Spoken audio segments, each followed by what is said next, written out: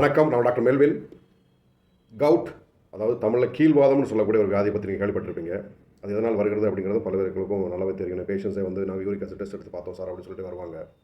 நிறைய பேருக்கு அந்த யூரிக் ஆசிட் டெஸ்ட் வந்து எடுத்து பார்த்து அந்த நார்மல் ரேஞ்சுக்குள்ளே இருந்தாலும் அதுக்கு கீழே இருந்தாலும் சிம்டம்ஸ் குறையலை அப்படின்னு கம்ப்ளைண்ட் பண்ணுவாங்க. முதலாவதாக அந்த யூரிக் ஆசிட் என்ன அப்படின்னு சொல்லி பார்த்தீங்கன்னா, நம்ம சாப்பிட உணவுகளிலிருந்து பியூரின் அப்படிங்கிற ஒரு பொருள் உருவாகும். அதனுடைய metabolic break down end product தான் வந்து இந்த யூரிக் ஆசிட். அது நம்ம ஜாஸ்தியாக பியூரின் கண்டென்ட் ஃபுட்டெல்லாம் சாப்பிட்டோம் அப்படின்னு சொன்னால் இந்த யூரிக் ஆசிட் ஜாஸ்தியாக வரும். அது வந்து கிட்னி வெளியேற்ற முடியாமல் தடுமாறி ரத்தத்தில் கலக்க விடும். அது வந்து எல்லா ஜாயின்ஸில் போய் செட்டில் ஆகி ஜாயின்ஸில் வீக்கம், வலி இதெல்லாம் கொண்டு வரும். நிறைய பேர் என்ன நினச்சிட்ருக்காங்க அப்படின்னு சொன்னால், ரொம்ப ரெட் மீட் அல்லது நான்வெஜ் சாப்பிட்றவங்களுக்கு தான் இது வரும், மற்றபடி வெஜிடேரியன்ஸ்க்கெல்லாம் வராதுன்னு நினச்சிட்டு இருக்காங்க. வெஜிடபிள்ஸ் எல்லாம் இல்லைன்னு நினச்சிட்டு இருக்காங்க இந்த பியூரின் கண்டென்ட். அப்படி இல்லைங்க, வெஜிடபிள்ஸ்லாம் இருக்குது. அதனால் ஞாபகம் வச்சுக்கோ. ரெட் மீட் ரொம்ப ஆபத்தானது. யூரிக் ஆசிட் ஜாஸ்தியாக இருந்தால் கண்டிப்பாக அதை கம்மி பண்ணணும். அது நீங்கள் டாக்டர்கிட்ட கலந்து ஆலோசித்து முடிவு எடுத்துக்கொள்ளுங்கள். அதுபோல் நீங்கள் வெஜிடபிள்ஸ்னு பார்த்தீங்க அப்படின்னு சொன்னால் cabbage, carrot, cauliflower, green peas இந்த மாதிரிப்பட்ட பொருட்கள் எல்லாம் வந்து பியூரின் கண்டென்ட் ஜாஸ்தியாக இருக்குது.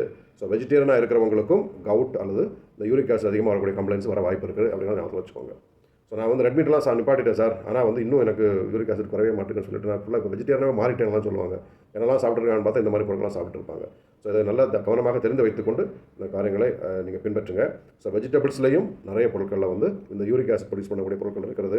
ரொம்ப கவனமும் ஜாக்கிரதையாக அறிந்து வைத்துக்கொண்டு என்னென்ன உணவுப் பொருட்களை தவிர்க்கணும் டாக்டர்கிட்ட கேட்டு ஆலோசித்து தவிர்த்துக் கொள்ளுங்கள். அந்த கவுட் அண்ட் யூரிக் ஆசிட் கம்ப்ளைண்ட்ஸுக்கு ஹோமியோபதியில் மிகச்சிறந்த மருந்துகள் இருக்கிறது. தயவு செஞ்சு உங்களுக்கு தெரிஞ்ச ஹோமியோபதி டாக்டர் பக்கத்தில் டாக்டர் அணுகி அதற்கான சிகிச்சை எடுத்துக்கொள்ளுங்கள். நல்ல தீர்வு கிடைக்கும் அப்படிங்கிறது எந்த மாற்று கருத்தும் இல்லை. முக்கியமாக தேவையான அளவு தண்ணீர் பருகுங்கள்.